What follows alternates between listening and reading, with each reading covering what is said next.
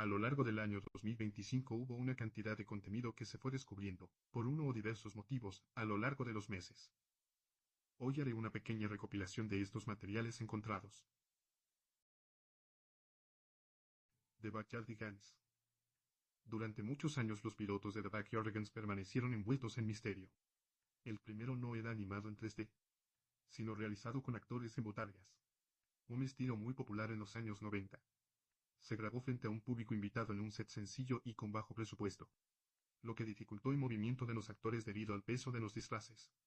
Cuando Janice Burgess presentó el piloto a Nickelodeon, la cadena no quedó del todo convencida, aunque le dio una oportunidad de desarrollar un programa.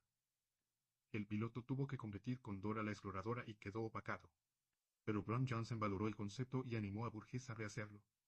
Surgió entonces una nueva versión con animación digital, que tampoco convenció plenamente a la creadora. Finalmente se optó por la animación en 3D, lo que permitió que el piloto fuera aprobado y transmitido a inicios de los años 2000, dando origen a la serie que se haría.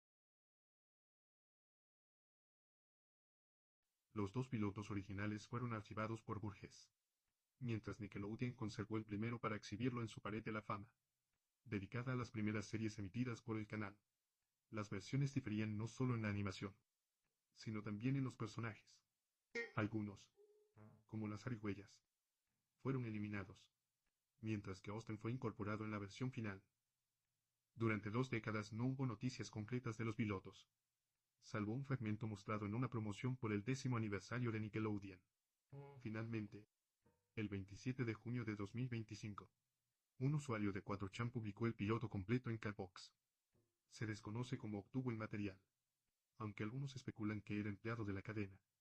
Más tarde, el contenido fue subido a YouTube por The Love Sun, y aunque Paramount intentó bloquearlo, varios usuarios lograron republicarlo en otras páginas web. Electric Nebraska.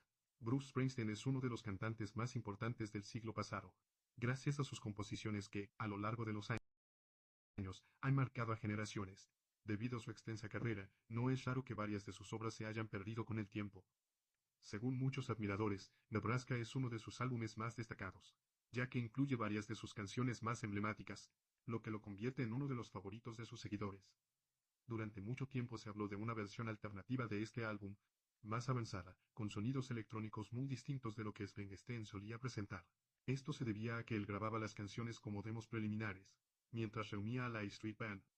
La banda interpretaba estos temas con un sonido más orquestal y completo. Aunque al resto del grupo le gustaba esta versión, Bruce no estaba del todo convencido.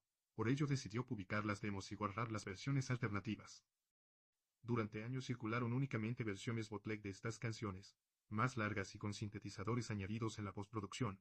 Bruce no quería hacerlas públicas, pues consideraba que las demos eran muy superiores. Así se mantuvo durante décadas, hasta que en 2025, con motivo del estreno de la película biográfica Springsteen, Deliver Me From Nowhere, la banda publicó el álbum Electric Nebraska con la música remasterizada.